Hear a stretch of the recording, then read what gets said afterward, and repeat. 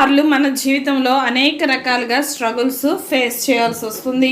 కుటుంబ సభ్యుల ద్వారా కావచ్చు, లేకపోతే మనం చేస్తున్న ఉద్యోగంలో కావచ్చు, మన ఇరుగు పొరుగు వారి ద్వారా కావచ్చు. నెమ్మది లేని దినాలు మనం అనేకమైనవి అనుభవిస్తూ ఉంటాం. మన కారణం లేకపోయినా మనల్ని వేలెత్తి చూపించి ప్రశ్నిస్తూ వారు అనేక మంది ఉంటారు. ఇలాంటి వారు మన చుట్టూ ప్రతిదినం మనం గమనిస్తూ ఉంటాం. ఎంతమంది ఇలాంటి వారు మన చుట్టూ ఉన్నా యేసుక్రీస్తు వారు నీతో చెప్తున్న ఒకే మాట, ఎవరు ఎన్ని మాటలన్నా అవి నీవు తీసుకోమాకు. ఎందుకంటే నేను నిన్ను నమ్మి ఉన్నాను, నేను నిన్ను రక్షించుకొని ఉన్నాను, నేను నీ కొరకు ప్రాణం పెట్టి ఉన్నాను, నీవు నా సొత్తు.